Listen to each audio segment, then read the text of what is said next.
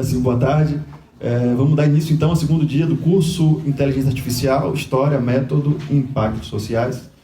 É bom contar com a presença de vocês de novo, sejam bem-vindas e bem-vindos. E hoje a gente vai dar continuidade, terminando de contar a história que eu comecei a contar na aula passada, a história da inteligência artificial, e aprofundar mais os impactos sociais dessa tecnologia, que eu comecei a falar também na aula passada, e hoje eu vou fazer uma fala mais específica sobre isso, sobre alguns impactos, sobre redes sociais, sobre desemprego, sobre desigualdade, sobre racismo, algumas questões que eu pincelei na aula passada, e nessa aula aqui eu vou ter a oportunidade de desenvolver mais. Bom, na verdade, antes de fazer uma recapitulação, eu vou corrigir alguns erros que eu comentei muito em alguns livros e não expliquei o que era direito, né? Então eu vou trazer para vocês aqui, para deixar mais claro. Então, esse livro que está aí, que chama Dominados pelos Números, é de um matemático sueco, mais especificamente um estatístico, e que eu cito muito ele aqui. A maioria das coisas que eu vou falar sobre a história da inteligência artificial, dos métodos, como funciona, quais os limites, quais as debilidades, em grande parte é baseado nesse livro. É um livro que eu acho que é essencial, é um livro muito claro, muito fácil de ler, foi feito para divulgação mesmo, né? Foi feito para expandir o conhecimento, então ele tem a preocupação de ser bastante claro, e tem essa preocupação também de desmistificar essa tecnologia da inteligência artificial. Então eu acho que é um livro importante para quem está pesquisando, para quem tem curiosidade nesse tema, que auxilia muito no entendimento, auxilia bastante no entendimento.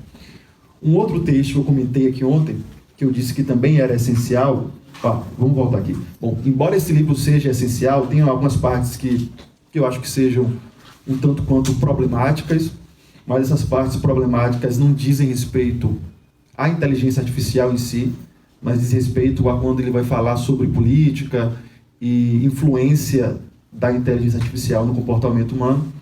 Como diz aquele ditado, né? Aos sapateiros se manter ao sapato, né? Enquanto ele estava falando de tecnologia, estava muito bem. Eu ia falar de teoria social, de filosofia política, e aí repete alguns jargões de senso comum e que carecem de profundidade, mas também não é o objetivo do livro, né? Então a gente pode dar esse desconto. E aí tem um outro texto que eu disse que é muito importante, que talvez seja o que está sendo mais debatido ultimamente na filosofia da tecnologia, sobretudo sobre inteligência artificial, que eu comentei, que é o Manifesto Nooscópio. Eu trouxe algum conteúdo desse texto, e dizendo o que ele é, o que eu acho de importante nele, e que também o que eu discordo nesse artigo, mas, ainda que discorde, eu acho que ele é fundamental porque ele localiza a inteligência artificial num lugar interessante, explica os conceitos também de uma forma bem interessante, e é um texto que eu acho que tem que ser lidado, ainda que seja para ser criticado, mas tem que se lidar com ele, né? Ele foi traduzido bem recentemente, não sei se tem a data aqui, não, eu não copiei a data que ele foi traduzido, mas foi traduzido por essa rede de pesquisa, que é a Lavitz, que também é uma fonte muito interessante nas pesquisas sobre tecnologia, sobre impactos sociais das novas tecnologias. O nome isso tem essa página deles no Instagram, em que eles falam muita coisa, tem um site, lá não sei se dá para ver aí o que significa essa rede, é Rede Latino-Americana de Estudos sobre Vigilância, Tecnologia e Sociedade. Então, Vigilância, Tecnologia e Sociedade. Então é um grupo de pesquisadores que estão sempre falando sobre esses temas, e além de falando, traduzindo esses textos que estão sendo debatidos ao mundo afora, para, né, colocar a gente a par do que está sendo feito no mundo. E esse texto é muito bom. Aqui eu vou lembrar vocês brevemente aqui, né, que os autores desse texto, eles defendem, que lá embaixo tem o nome, né, que é o Pasquinelli e o Vladon Jolé, não sei como é que chama, eles defendem que a tecnologia de inteligência artificial, na verdade, tem muito pouca coisa de autônoma e muito mais de trabalho humano, porque é preciso sempre estar ali, além da programação e do treinamento, é preciso sempre estar ali tangendo, corrigindo os rumos, corrigindo os vieses, ou seja, é um trabalho exaustivo humano que a gente não vê por trás desse feitiço da tecnologia de inteligência artificial, mas que é muito mais trabalho humano. Então, eles têm um conceito interessante, que eles dizem que não é, então, uma automação, é muito mais uma heteromação, é muito mais um trabalho humano escondido ali, que a gente não vê. Eles vão se referir a isso usando uma imagem do turco mecânico, que vocês se lembram que eu comentei ontem, né? Que é esse aparato que enganava as pessoas, que parecia que era um robô, mas era só, na verdade, algum enxadrista escondido ali na máquina, que ganhava de outros enxadristas. E os autores vão dizer que é mais ou menos isso, assim. O que a gente chama de inteligência artificial ainda é o turco enxadrista, né? Que eu discordo particularmente, comentei isso na aula de ontem, eu acho que a aparência de autonomia da inteligência artificial é uma aparência real.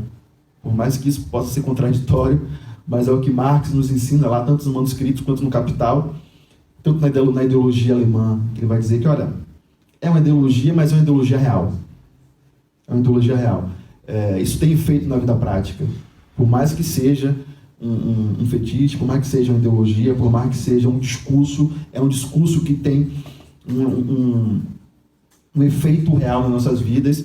E para lutar contra esse efeito, não basta a gente dizer que é uma enganação. A gente combate isso na vida prática, na vida política, e não na linguagem, não afirmando que aquilo é uma heteromação. Bom, essa é a minha crítica, e como eu falei ontem, a minha crítica é muito ousada, né, contra esses grandes pesquisadores aí, que estão nessa há bastante tempo falando sobre tecnologia, mas nem por isso é um texto descartável, muito pelo contrário, é um texto essencial para a gente pensar esses temas. Bom, e agora sim, fazendo algumas recapitulações sobre a aula de ontem, trouxe alguns pontos que eu abordei e que eu acho que são necessários que a gente tenha em mente para que a gente possa prosseguir. E que se eu tiver algo para dizer, né, que fique na mente de vocês, como se fosse possível isso, são alguns desses temas que eu trouxe. Então, a primeira coisa que eu acho interessante de pensar é que a inteligência artificial, ela não é um ponto fora da curva, ela não é um milagre, ela não é uma tecnologia que surge dos deuses, que prometeu, nos deu agora e que transformou completamente a forma como a gente vê a realidade. Não é bem assim. Embora tenha mudanças qualitativas, embora tenha idiosincrasias que devem ser pensadas e consideradas, ela é, na verdade, um resultado de um andamento da tecnologia que não começa de hoje, não começa de ontem, e que, se a gente quiser, a gente pode ver como isso surge lá desde o começo, lá da primeira Revolução Industrial. E eu trouxe alguns textos de Marx, citações de Marx, para mostrar isso. Como essa coisa da automação, que é presente na inteligência artificial hoje, já estava lá desde a primeira Revolução Industrial, ou seja, lá desde o século XIX. Já passou o século XX, a gente está no século XXI, já temos aí na segunda, terceira década do século XXI, aprimorando esse processo de automação que surge lá na primeira Revolução Industrial. O que eu acho interessante de pensar. Uma das coisas que marcam a Revolução Industrial, além do aumento de produtividade, além da criação da classe trabalhadora e da classe capitalista, dos burgueses, além de todas essas coisas, uma das coisas que marca esse processo da Revolução Industrial é a automação, que é o que Marx chama de maquinaria. Né? Maquinaria. Marx vai dizer que maquinaria é diferente de máquina e é diferente de ferramenta. A ferramenta é aquela coisa que o ser humano emprega com a força do seu trabalho, potencializado pela ferramenta, como uma chave Phillips, uma chave de fenda, um pé de cabra. Uma máquina é algo que o ser humano lida, mas ainda sob o controle do ser humano, como uma máquina de escrever, por exemplo, ou uma máquina de costurar, que é o ser humano que está ali ditando o ritmo do funcionamento. E a maquinaria, que é esse conjunto de máquinas que tem um tanto de automatismo, né, de autômato, que dá a função, dá a velocidade e que cabe ao trabalhador se adaptar e servir aquele conjunto de máquinas, aquela maquinaria. Que tem eu trouxe para vocês a imagem do filme do Chaplin, né, Os Tempos Modernos, que fica muito claro como é o trabalhador que tem que servir ao ritmo da linha de produção, né? Do esquema fordista de produção. A esteira passa e o trabalhador que tem que lidar com aquilo, tem que se adaptar àquilo, está servindo aquilo. Eu comentei ontem, inclusive, também, né, que eu trabalhei em fábrica e tal, e é bem isso, né? Você serve aquilo, você vai se tornando máquina, você aprende a obedecer, e chega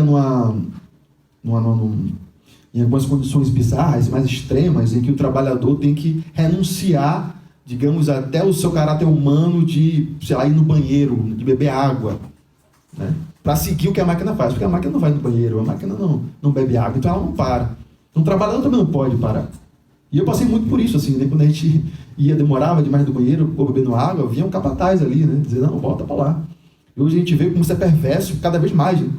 Trabalhador usando fralda e coisa do tipo, né? Trabalhador morrendo de exaustão para seguir esse ritmo da máquina. Seguir o ritmo da máquina, como se fosse possível. Isso não é possível. E para exemplificar como isso não é possível, eu trouxe a lenda, o folclore do estadunidense do John Henry, que era um indivíduo que queria competir com uma máquina que fazia furo no chão. Ele até ganha, mas morre no final. É isso, né? Eu vou voltar a esse assunto mais adiante. Então, eu estava dizendo, que a inteligência artificial, esse processo de automação é levado a um novo padrão, é claro, né? Mas não é um ponto fora da curva, é só uma adaptação contemporânea a um processo que já é bastante antigo, desde o século XIX, e que, se a gente for pensar, não só a automação, né, como a fábrica, mas esse desejo humano de criar autômatos, isso é muito mais antigo. Eu trouxe a figura do Golem, que é essa figura do folclore judaico, para lembrar a gente, né? Poderia lembrar também do Hefesto, que tinha os seus autômatos.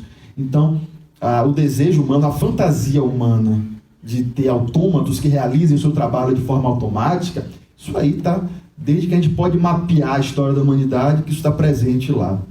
Então, é importante que a gente localize na história do desenvolvimento tecnológico e da própria humanidade onde é que essa tecnologia de inteligência artificial se encontra, né? Para que a gente, então, não pense como dessa forma mística, fantasiosa, que ronda sempre esses discursos. Os discursos são sempre cheios de fantasias e de misticismos e de um pavor muito grande de rebelião da máquina, né? Esse tipo de coisa que eu comentei também, que não é uma novidade.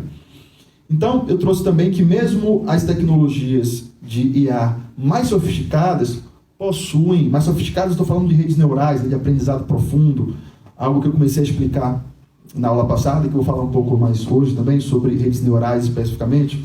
Mesmo essas que são o mais evoluído, o mais atual, o mais sofisticado, é débil em planejamento. Por quê? Porque ela funciona com estatística e probabilidade e não consegue traçar planos, bolar objetivos. Ela realiza o objetivo que é dado. Ela tem que realizar aquilo. Se aquele objetivo depende que exista um plano para ela realizar, que ela realize sacrifícios, que ela recue, que ela avance, isso fica difícil para ela compreender como é que faz isso. Ela até faz, né, a depender da quantidade de dados e de chances de tentativa a erro que lhes é dada. Mas é débil, é difícil ela fazer isso. Sobretudo quando o aprendizado é não supervisionado. Eu trouxe essa diferenciação ontem, né, do que é um aprendizado de máquina supervisionado e não supervisionado, ou por reforço, e comentei que o aprendizado dos algoritmos das redes sociais, por exemplo, são não supervisionados, porque não tem como supervisionar, não tem como dar um resultado para ela comparar, para saber quem é fulano. Então ela vê o meu perfil, e ela não sabe de fato quem sou eu para comparar o que ela acha de mim. Então são suposições, em cima de suposições, em cima de suposições, mas são coisas que eu vou voltar mais adiante também. Então, e o último ponto que eu acho também extremamente importante para pensar, que quanto mais a gente produz tecnologia de autonomia, isso desde o século XIX, mais a gente produz heteronomia do ser humano, né? Heteronomia, antítese de autonomia. Então, quanto mais as máquinas parecem ser autômatas ou autônomas, e de fato se comportam como se fossem, e a sociedade se comporta como se ela fosse, mais o ser humano é heterônomo. A gente aprende a obedecer com a máquina. Esse também é um ponto que eu irei desdobrar logo mais. Mas antes de adentrar num conteúdo novo, eu vou voltar a falar sobre redes neurais, que eu comecei a falar na aula passada, que foi esse último slide aí, que eu falei sobre como é que funciona essa tecnologia mais recente de inteligência artificial, essa tecnologia que tem o maior poder, né, que tem o maior alcance. Então, são vários pesos, funciona imitando o nosso sistema nervoso, chama redes neurais, porque simula a existência de neurônios, embora não consiga nem chegar perto da quantidade de neurônios que a gente tem, por mais que tenha esses números absurdos que eu trouxe para vocês aqui, né, que o ChatGPT-4, por exemplo, tem 170 trilhões de pesos, ainda assim, isso não chega nem perto da quantidade de processamento da nossa mente, né, do nosso sistema nervoso. Ainda assim é muito distante, mas consegue fazer, ainda assim, coisas fantásticas, né? Então, os pesos são isso, os cálculos que são feitos em cada neurônio, né? Essa palavra é como se fosse neurônios, são chamados de nós, e eu trouxe para vocês que nó é mais uma referência têxtil que a programação usa, como loop, que é laço em inglês, como string, que é corda, enfim, dentre diversas referências têxteis.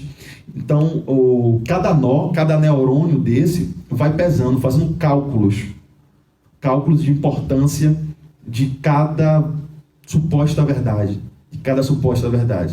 Então, vai analisar cada curtida que eu dou no Instagram ou no Facebook, ele vai pensar o que aquela curtida significa através de inúmeras contas, calculando o que é mais provável de ser verdade. O que é mais provável, né? Porque trabalhamos aqui com probabilidade. Então, esse número de contas é um número absurdo, como eu disse, né? Chega a 270 trilhões, o que cria um problema, que é o problema de que a gente, então, não sabe como a máquina chega naquela resposta. Não sabe porque esse número absurdo de contas, só a máquina entende, a gente não entende isso. Que é um fenômeno, da caixa preta.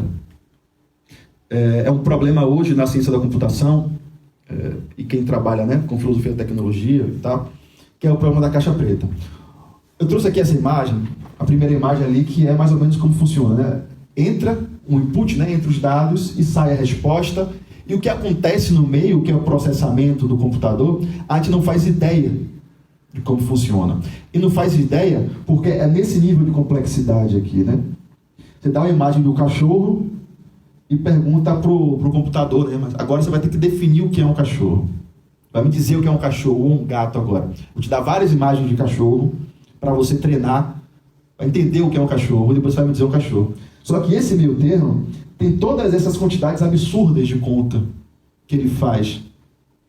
E essa quantidade absurda, tem como você ter um log depois, né? Tem como você fazer uma engenharia reversa para saber como chegou naquela resposta. E aqui eu dei um exemplo menos problemático, que é um exemplo de uma imagem de cachorro, por exemplo, mas que a gente vai chegar em exemplos muito problemáticos, como, por exemplo, no ramo da medicina. Você vai ter ali uma resposta sobre uma possível doença que você tem e que precisa fazer um tratamento. Pode ser um tratamento invasivo, por exemplo. E você vai perguntar, não, mas como soube disso aí? Como é que soube? Como chegou a essa conclusão? Não se sabe. Ou você aceita e faz, ou você não aceita e não faz. Ou uma coisa mais problemática ainda, que é quando isso aparece na segurança pública. Que já houve casos de que a pessoa foi presa por esses cálculos de rede neural e não sabia justificar porque a pessoa foi presa. Pira aí como é que funciona, pensou? É uma coisa meio Minority Report, talvez, né? Uma coisa... E aí, como é que funciona isso, né? Como é que a gente lida com algo que a gente não sabe como aconteceu? A gente tem que ter fé. Tem que ter fé na tecnologia. E o curioso disso é que eu comentei com vocês que a tecnologia também funciona na base de fé. Porque funciona com método indutivo. E como o Hume nos ensinou há bastante tempo atrás, método indutivo é crença, não é razão. Então a gente tem uma crença e uma crença, né? Uma crença redundante ainda, e achamos que devemos acreditar nisso. Mas eu vou falar mais um pouco aqui de como funciona as redes neurais para a gente entender como funcionam essas coisas dos cálculos que eu comentei, né? Então, aqui tem a imagem de um gato. E aí a gente diz assim, vem cá, me diz aí o que é um gato. Eu vou te dar várias imagens de gato, como é que ela vai entender o que é um gato. Obviamente que ela não vê, né? A máquina não enxerga. A máquina ela vai analisar os pixels da imagem e dentro desses pixels vai fazer essas contas, né? De acordo com talvez a distância de um pixel para outro, talvez a cor, talvez o que existe ou não existe em dado local. E vai dar uma probabilidade, mais uma vez. É importante que a gente tenha isso em mente. Então vai dar uma probabilidade. Então a probabilidade é que essa imagem seja 82% seja um gato, 15% um cachorro, 2% um chapéu, né? Um hat é o chapéu. E um musgo, né? Um mug, um musgo. Né? Uma caneca, né? Então você vê o absurdo que vai dar probabilidade, né? Umas coisas meio nada a ver. E é assim meio que funciona, né? Nesse esquema que a gente percebe da probabilidade. Agora, sabe o que é mais curioso também nisso? Quando a gente pensa, beleza, a gente não sabe como a inteligência artificial chegou naquela conclusão para definir o que é um gato. Mas fica o desafio aqui interessante. Será que a gente sabe definir o que é um gato? Será que a gente pode dizer as qualidades essenciais, aristotelicamente falando, né? De forma aristotélica, as qualidades essenciais de um gato? Ou de uma forma hegeliana, a gatidade do gato? Será como é que a gente vai definir a gatidade do gato? A gente pode dizer que é um animal de 4 patas. Sim, o cachorro também tem 4 patas. Ah, mas é menor que um cachorro, mas tem cachorro pequeno também. Ah, mas tem orelha para cima? Sim, mas tem cachorro que tem orelha para cima. Ah, mas tem bigode. Rato tem bigode. Será que a gente consegue também explicar como é que a gente sabe definir a essência de um gato? Porque, no fundo, é uma questão até metafísica, né? É a pergunta o que é. O que é? A questão metafísica. O que é um gato? O que é um gato, né? Será que a gente sabe como é que a gente vai fazer, né? Achar essa essência do gato. Então, a dificuldade das redes neurais, além de ter uma dificuldade técnica de computar uma quantidade enorme de dados, é uma quantidade mesmo de teoria do conhecimento, nossa, de ser humano, do que a gente consegue definir, né? Eu, sinceramente, não sei, eu fiquei pensando nisso, né? Como é que a gente vai definir um gato? Talvez obviamente por imagem, né? Por imagem, porque o desafio aqui é por imagem. Porque se for na vida, a gente pode dizer, não, o gato mia, por exemplo, né? Poderia, talvez, falar algo, mas por imagem, vendo uma foto, como a gente vai definir uma foto, né? E agora, vendo aqui de novo essa imagem do gato, eu consigo imaginar por que foi confundido com a caneca, né? Porque ele está na posição ali meio... É absurdo, mas compreensível, né? O chapéu, você conseguiu ver o chapéu? Se virar, vira um chapéu, né?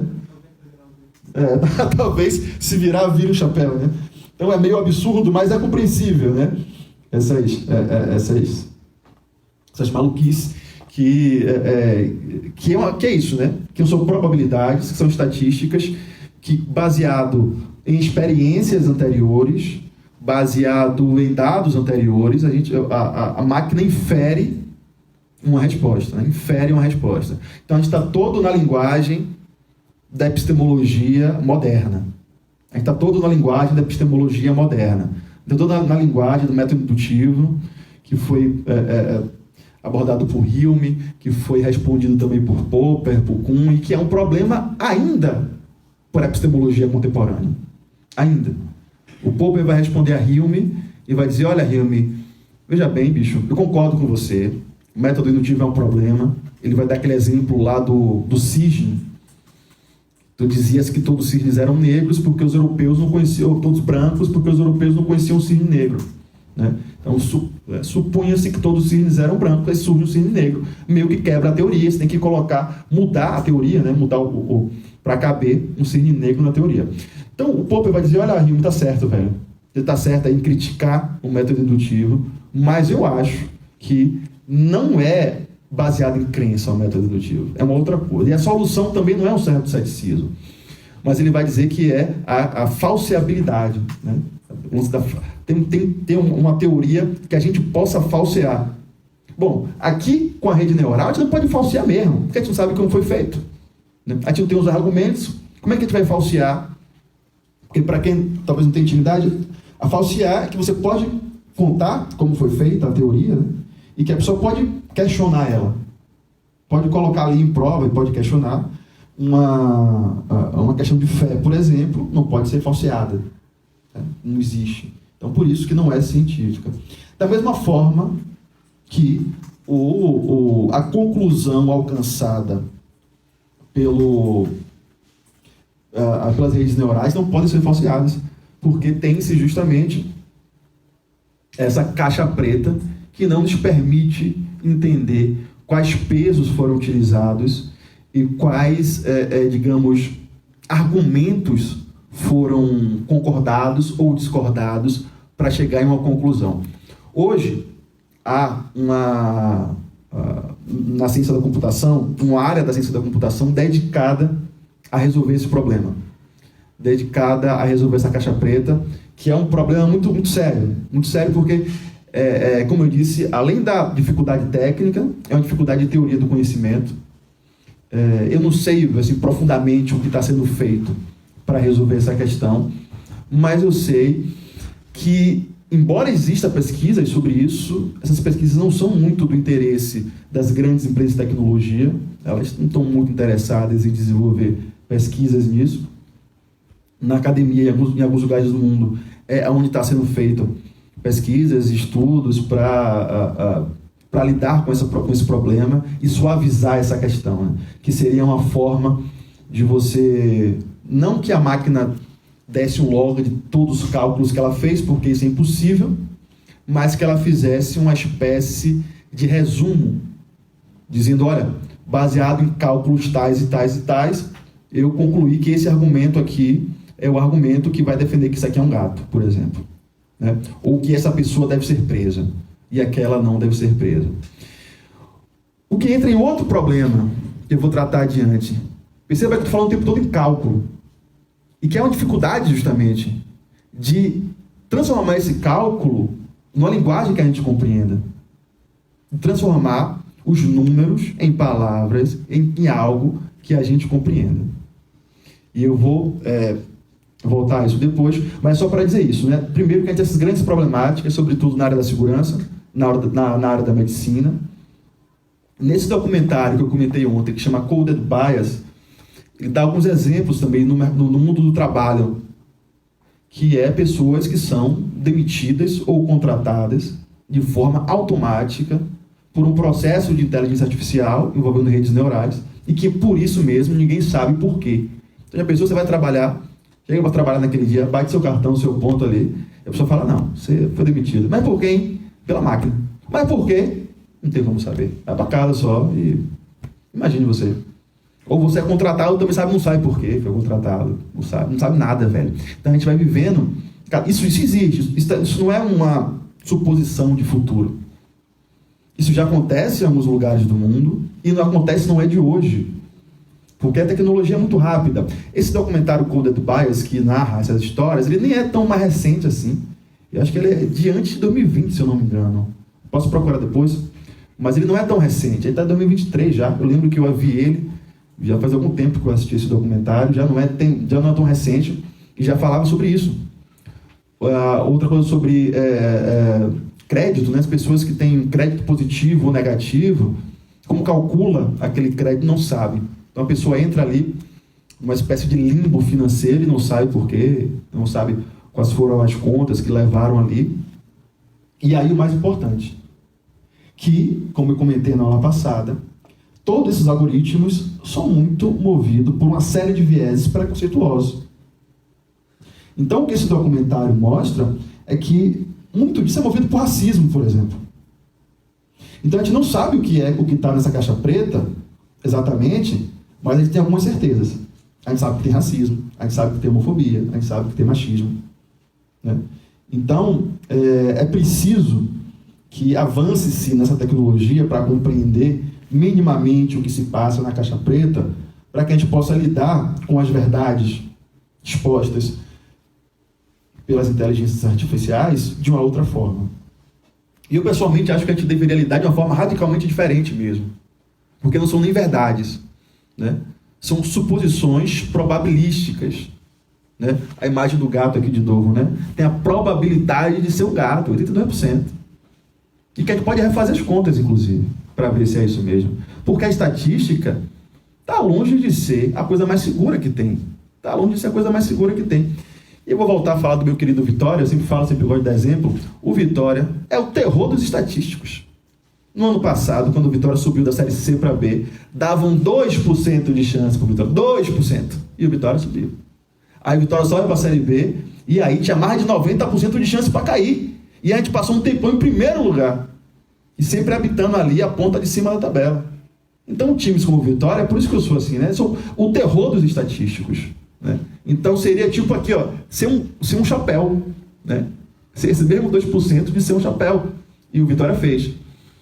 Então, é importante que a gente pense o resultado desse conhecimento exposto pelas redes sociais como o que ele é. Como uma probabilidade estatística e que as mais seguras nem sempre se realizam por uma diversidade de coisas. Pela forma que foi feita, porque a realidade muda, porque não consigo compreender alguma variável extremamente importante, que no caso do Vitória, foi a torcida do Vitória, essa variável importante, né? O time levou, a torcida levou o time ao acesso. A torcida estava tão deslocada do Vitória que teve uma campanha de levar um leão para o estádio. O mascote do Vitória é um leão. A gente queria levar um leão para o estádio. Só que no zoológico de Salvador não tem leão. Mas no de Sergipe tem, que é pertinho. A gente falou, não, a gente busca lá, pô, leão. Vai de emprestado aqui, só para um jogo. E foi essa loucura mesmo. Então, essa piada que eu estou contando, o sentido dessa piada é para dizer o seguinte: as coisas inesperadas acontecem. Né? As coisas inesperadas e loucas, de uma torcida deslocada que queria levar um leão para o estádio. Isso acontece. E bagunça completamente a estatística. Então, é isso que é importante que a gente pense quando a gente está lidando com as verdades, as conclusões alcançadas pela inteligência artificial por esse motivo. A realidade, ela é muito mais imprevisível do que parece. Muito mais imprevisível do que parece. Bom, dito isso sobre redes neurais, eu vou fazer agora um comentário que nem estava planejado, eu fiz de ontem para hoje, porque é uma notícia bem recente, que foi a propaganda da Elis Regina, né? Da Elis Regina na Kombi, que é uma técnica de deepfake. Deepfake, vocês sabem que é uma forma de criação de vídeos que envolvem voz, muitas vezes, de pessoas em situações que ela não estava, e coisa do gênero. Não é uma coisa exatamente nova, também, mais uma vez, é uma coisa já tem algum tempo. Inclusive, é bizarro falar, mas os usos dessa tecnologia, na maioria das vezes, costumam ser os piores. Tipo, pornografia de vingança, o cara que pega a cara da mulher e bota numa atriz pornô ali, né? Ou de mulheres famosas, que passaram muito por isso, pedofilia. Isso acontece em umas coisas bem baixa astral, assim, né? Bem baixa astral. Essa tecnologia tem sido usada para nessa função, assim, na maioria das vezes, bem ruim. Quando não, mais problemáticas também, tipo, sei lá, bota Putin falando alguma coisa, né, que ele não falou. Mas é claro que, como eu disse para vocês, essa tecnologia toda ainda é muito débil, embora nos chame a atenção, nos salte aos olhos novidades. Mas veja bem, essa cara da Elis Regina, não sei se dá para ver direito. Porra, se bem aqui tá bom, né? Mas aqui no computador tá claro que é fake. Aqui na imagem tá até bom a imagem. Mas você vê que a coisa é meio artificial. Você vê que a coisa é tão lisa, né? Uma coisa tão lisa que é artificial. Que você, pelo menos aqui vendo no notebook, dá para ver mais claro ainda. Que não é uma coisa perfeita. O movimento é meio robótico. Não é algo exatamente natural. Mas que muita gente se passa. Quem não percebe direito se passa isso. Mas o problema nem é esse para mim, assim. A maior questão, a maior problemática nem é exatamente essa. A maior problemática é o seguinte: quem perguntou a Elis Regina se ela queria estar nessa propaganda, bicho? Quem perguntou para ela? Ah, mas a filha autorizou. Sim, a filha não é ela, bicho. A filha não é ela. Quem foi que autorizou? Ela autorizou isso? Eu acho isso de uma falta de respeito absurda. E a gente adentra aí numa das questões que são os dilemas éticos, né? Os dilemas éticos da tecnologia. Quem permitiu isso, velho? Já tem vários atores de Hollywood que assinaram documentos já, dizendo que não querem que façam isso com eles quando eles morrerem. Como a Elis Regina morreu antes dessa tecnologia, não foi lhe dada a oportunidade de assinar um documento desse. Mas muitos atores e atrizes famosos já assinaram: não quero não, vou morrer mesmo, não quero saber de que fique me copiando aí não sei o que vão fazer comigo, não quero não. Né? E já tem muito isso. E que é uma questão ética que vai também além da tecnologia de deepfake. Eu não sei se vocês acompanharam uma notícia de alguns anos atrás, de uma faculdade à distância, que usava as aulas de um professor morto. Mesma coisa, né? Ele gravou as aulas dele, como muitos de nós que trabalham com educação faz, né? Eu mesmo já trabalhei com educação à distância e gravei várias aulas, e que são reproduzidas exaustivamente, e pagaram uma mixaria para gravar aquelas aulas. Eu gravo as aulas, eles ganham dinheiro retado com aquilo, e está ali rodando, ad infinito. E eu não sei se quando eu morrer eles vão parar de usar aquilo. Muito possivelmente não. Quer dizer, como eu não espero morrer por agora, é possível que já esteja velho, mas enfim. É isso, né? Houve esse caso desse professor que foi noticiado, imagino tantos outros que acontecem aí. A pessoa que morre e continua trabalhando, bicho. A pessoa não tem descanso depois que morre. Que é a pior coisa. A pessoa morre e continua trabalhando. E sem ganhar dinheiro ainda do trabalho, quando acaba. E nesse caso específico da Elis Regina, houve uma discussão interessante. Vem cá, velho. Quem é que disse que a Elis Regina queria fazer propaganda de Volkswagen, bicho? Quem é que disse aí? Volkswagen, que era uma empresa que estava apoiando a ditadura, né? E a música de Belchior, inclusive, né? Quem disse que Belchior também queria a música dele aí nesse negócio, bicho? E a Elis Regina cantando. Belchior só não sabe onde está. Ele está vivo. Não morreu, tá brincando. Morreu. Achei que foi uma piada. Mas ele morreu de tempo já. Uns 3 anos. Tá. Inclusive tem um filme no Liberty Mall, fica aí a indicação de filme, um documentário sobre o Belchior no Liberty Mall, que é bem bacana. Tem na Netflix também. Tem na Netflix? E eu paguei pra ver? Sim. Você tá brincando comigo? E eu paguei pra ver esse filme. Esse cinema é diferente. Tá bom. Tudo bem. O cinema é bem melhor. Mais ou menos, mas enfim, eu fiquei triste agora. Vou pegar meu dinheiro de volta. Globoplay? Mal tem música no filme, professor. Nem tem música direita, você que fala. Não, mas não é show, velho. Você não quer ver show, você quer ver Nem caso mesmo.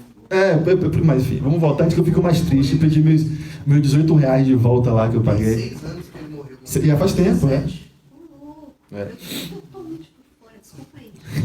Bom, mas é isso. Quem disse que Belchior queria música dele nesse negócio aí, bicho? Quem é que disse que ele queria? Eu sou suspeito em afirmar que não queria. Que a Elis Regina também dificilmente gostaria de estar aí, né? O Belchior, inclusive, ele é curioso. Quando o Belchior estava sumido, né? Sumido entre aspas, né? Estava lá no Uruguai e tal.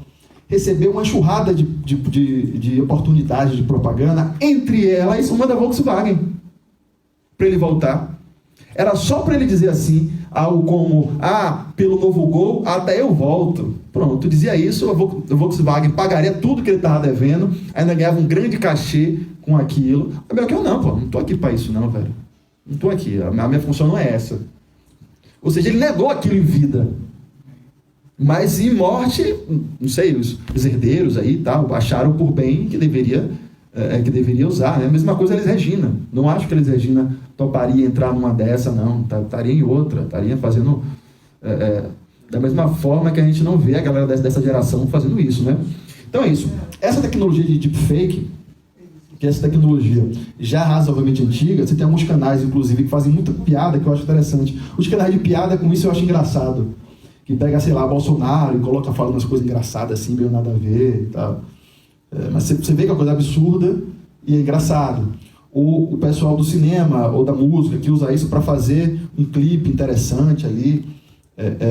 Então, tem um rapper estadunidense que usou mudando de cara, tal, ele vira o Will Smith, vira uma outra galera. Mas é bacana, você está num lugar ali, você está fazendo arte, né? Você está fazendo uma adaptação dessa tecnologia para uma outra finalidade. Não para essa finalidade comercial, financeira, que a gente não sabe se a pessoa queria ou não queria estar participando daquilo, e é meio que compulsoriamente, porque morreu, e tem que participar desse jogo aí, dessas propagandas, que, mais uma vez, eu me atrevo a dizer que eu acredito que dificilmente Elis Regina toparia um lance desse. Mas a gente pode voltar a trocar ideia quando a gente abrir para perguntas e falar mais um pouco sobre isso.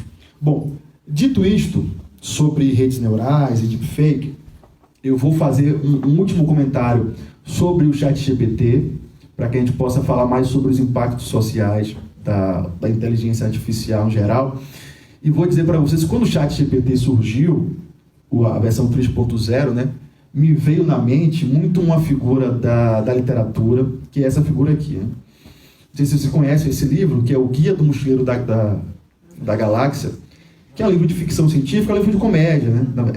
É meio que zoando a ficção científica, e que tem algumas sacadas maravilhosas, assim, de uma forma muito boa, muito para frente do tempo, e que teve um impacto na cultura e na tecnologia.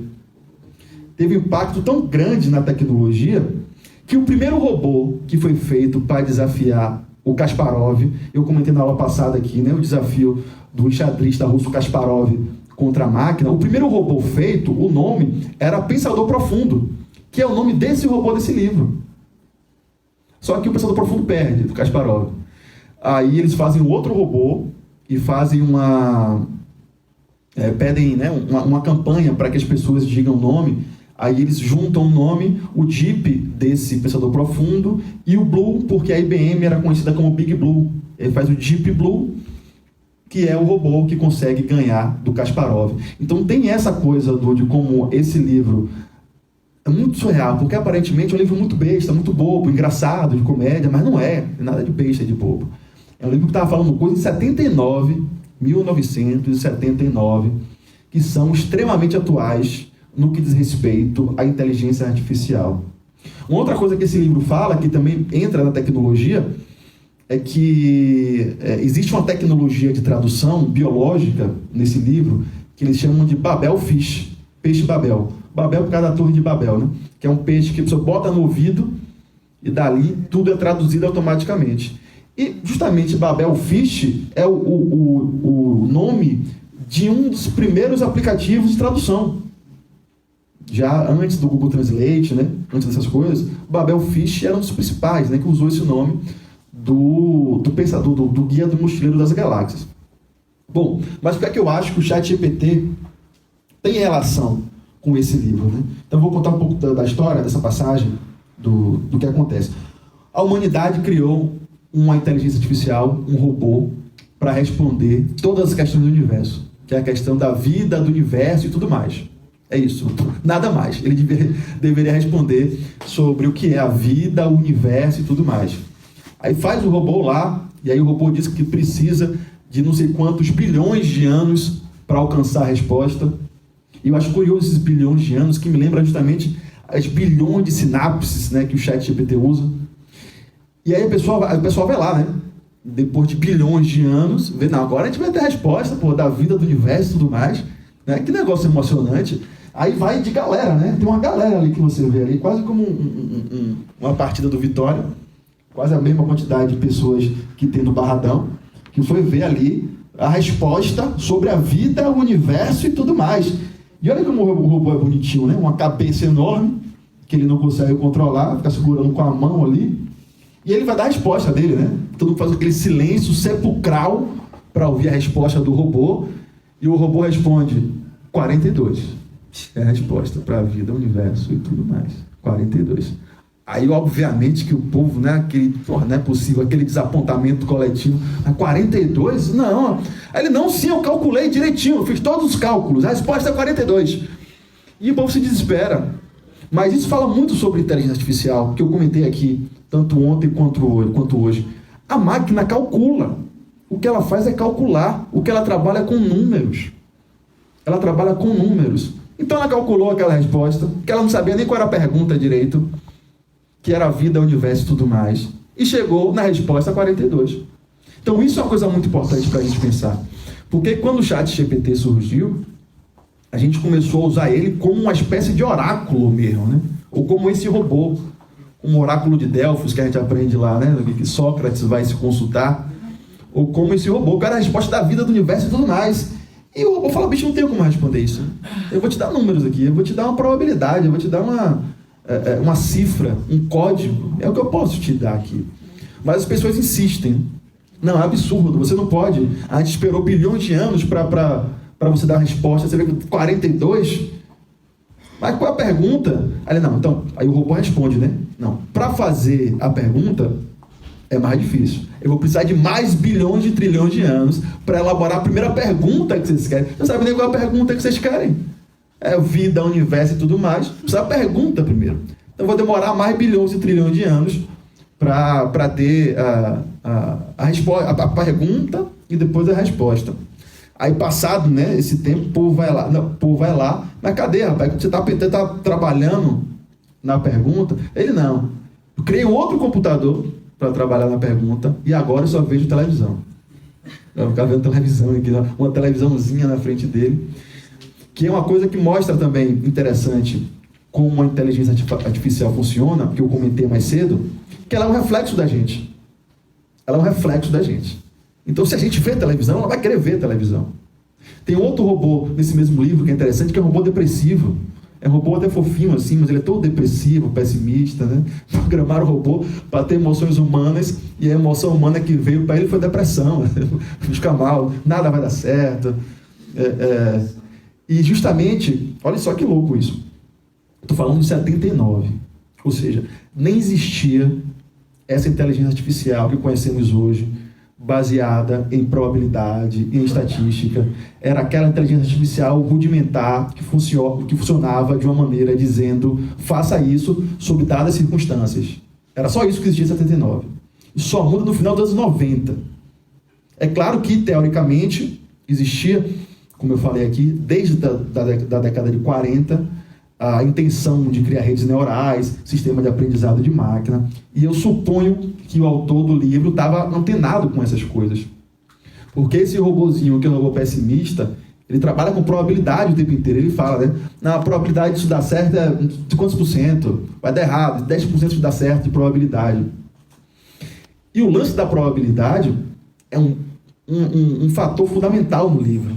Porque a nave que move os personagens principais é uma nave movida a um motor de improbabilidade. Olha que louco, improbabilidade. Você aperta o botão, aí acontecem as coisas mais improváveis. E a forma de você navegar pelo espaço, então, é você ter uma chave que vai, digamos, interpretar aquelas improbabilidades e fazer com que aquela improbabilidade se torne uma probabilidade, digamos, mais interessante e leve onde queira ir. Então é isso, né? O gerador de improbabilidade infinita é o motor. O motor da nave é um gerador de improbabilidade infinita. Então eu acho que é isso. Esse livro ele diz muito sobre como a tecnologia de inteligência artificial funciona hoje, sobretudo no que diz respeito à probabilidade, que ele já estava falando, sobre número, né? Ele estava dizendo, olha, computador é número, velho. Inteligência é número. A gente não pode querer que ele faça nada além disso. Você vai fazer uma pergunta extremamente complexa da vida humana e ele vai te devolver uma cifra, um número, 42. É o máximo que ele pode fazer por você. É o máximo que ele pode fazer por você. E o que a gente pode fazer ao lidar com a máquina, então melhor, é nós afiarmos as nossas perguntas. Então, quem quer lidar melhor, eu uso sempre, né, a inteligência artificial do ChatGPT-4, coisa do tipo. O que a gente pode fazer melhor para ter um resultado melhor é afiar essas perguntas. É pensar formas de primeiro, saber o que a gente quer, não querer coisas absurdas, saber das limitações, e usá-la usando perguntas que a gente sabe que ela pode responder, não perguntando sobre a vida, o universo e tudo mais, porque isso aí vai ser difícil que ela te dê uma resposta satisfatória, você vai ficar frustrado, a máquina vai ficar frustrada, porque a máquina se frustra também, né? Quando ela não consegue te responder, ela é muito educada e ela responde de uma maneira, não, que pena, não posso responder isso, eu sou um modelo de linguagem gerativa, não consigo fazer esse tipo de coisa. Bom, uma outra coisa que eu comentei na aula de ontem, que ia desenvolver hoje, é a questão dos erros, né? Que é a questão de que a máquina alucina, é o termo técnico, é curioso isso, né? E a alucinação me lembra Belchior de novo, né? o álbum Alucinação. Mas a alucinação da máquina não tem nada a ver com a alucinação do Belchior. Então a máquina alucina por dois motivos. Olha que coisa interessante. Eu não conseguia achar uma imagem que representasse uma máquina alucinando e pedi para ele fazer. Falei, chat, GPT, meu querido, eu sou muito educado com ele, né? Já que ele é educado comigo, eu sou educado com ele também. Meu querido, faça para mim, por favor, uma imagem aí de uma máquina alucinando. Aí ele fez essa aí. E eu achei massa, velho. Eu achei massa, que é um negócio meio psicodélico, né? Não sei, é porque é difícil pensar. Como é que você vai representar em imagem uma máquina alucinando? É um negócio complicado mesmo. Eu achei um resultado bem satisfatório esse. Me parece uma coisa psicodélica que está meio que saindo da mente ali, ela está meio, sei lá, perdendo posse de suas faculdades mentais e entrando numa de, sei lá, tomar um doce, uma coisa assim, né? Não está muito bem, né? Estou com o olho vermelho ali, inclusive, né? Não está legal, está alucinando. Mas o que é essa alucinação que a gente comenta que a máquina, que acontece com a inteligência artificial? Ela alucina por erro de codificação, ou seja, quem fez a máquina, quem programou primeiramente, errou alguns comandos. Isso fez com que tivesse certas lacunas que, se provocadas, vão provocar erros. Ou o erro de treinamento. Qual é o erro de treinamento? O ChatGPT, por exemplo, ele é treinado pelo próprio conteúdo da internet. O que faz com que esse treinamento dependa da qualidade do conteúdo da internet.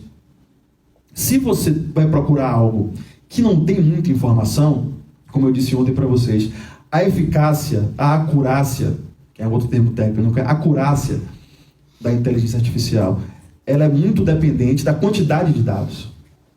Se você tem, por exemplo, você consegue gerar uma inteligência artificial que tem a cara, que vai fazer a cara da Elis Regina, porque a Elis Regina é uma pessoa pública que você vai achar muitas imagens e vidas dela. Você consegue fazer isso.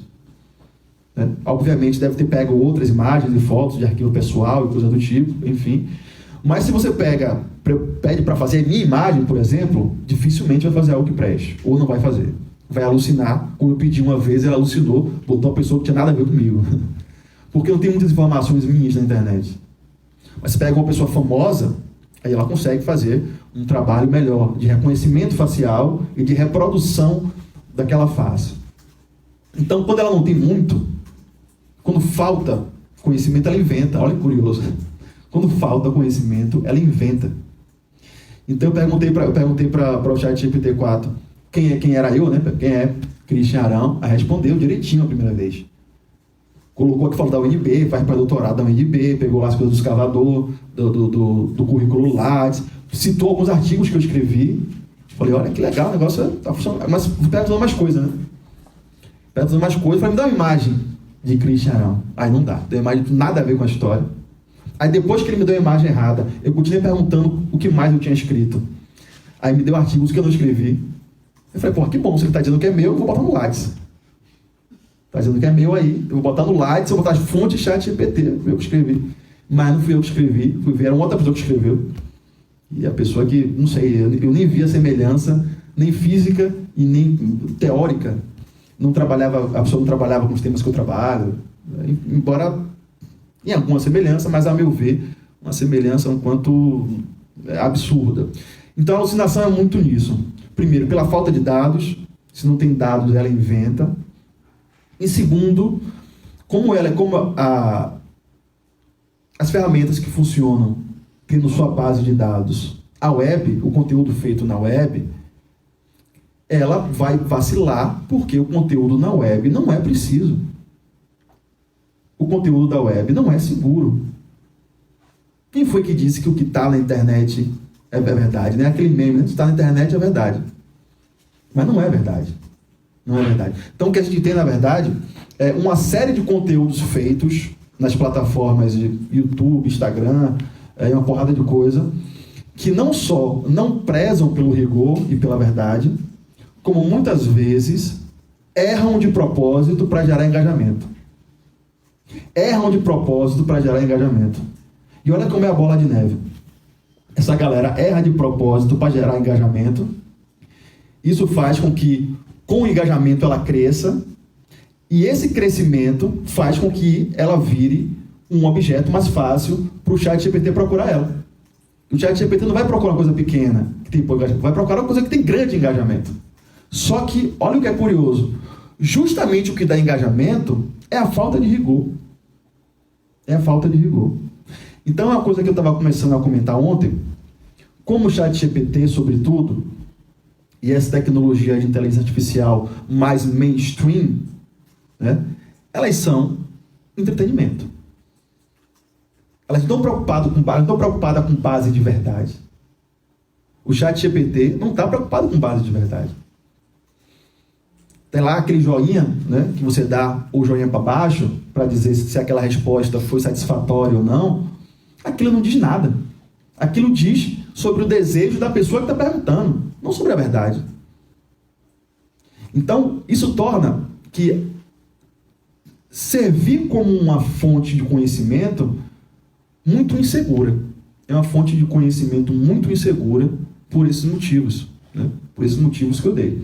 Então a pessoa vai lá, faz um vídeo completamente polêmico, dizendo que, sei lá, o iPhone não é um bom celular.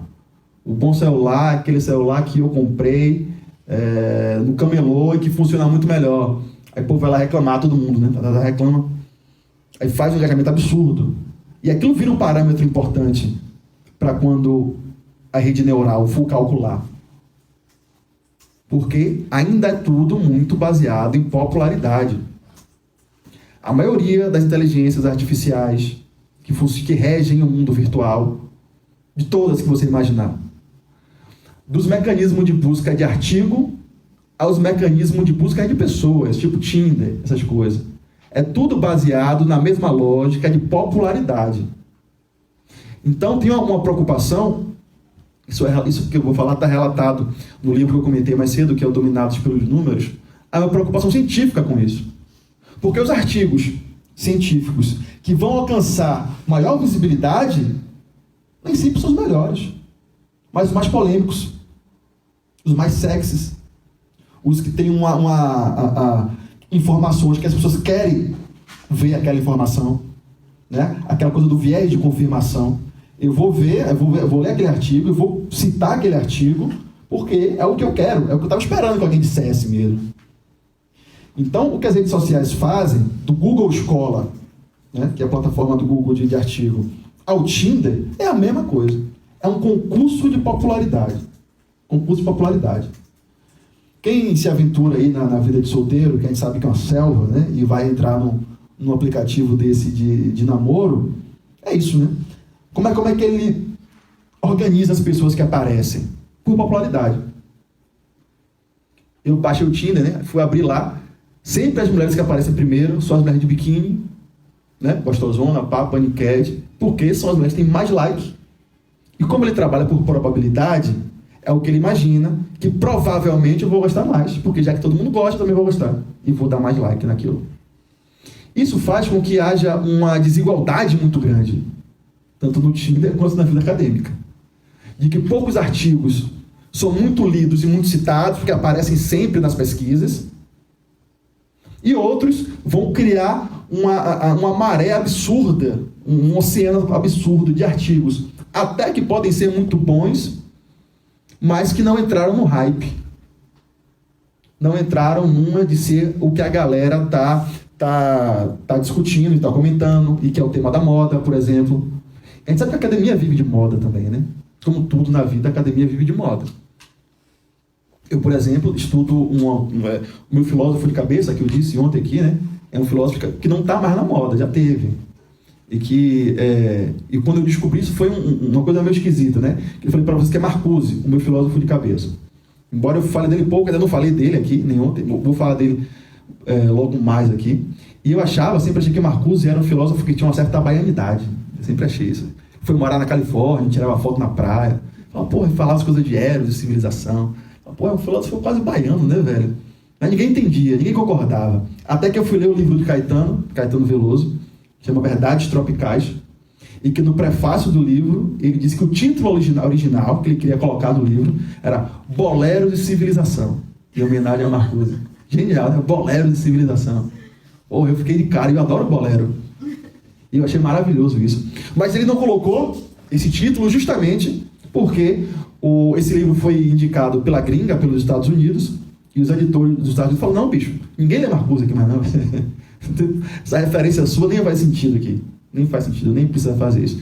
Aí ele faz o título Verdade Tropical, que também é um título interessante, mas que não tão interessante quanto Bolero de Civilização. Porra, pra pessoa, Bolero de Civilização é muito bom, velho. Enfim, isso é para dizer que a gente vive de moda, né? A gente vive de moda, a gente vive de cada tema. Agora, felizmente, eu estou na moda, voltei a estar na moda, que é trabalhar com inteligência artificial, que é um tema que está na moda.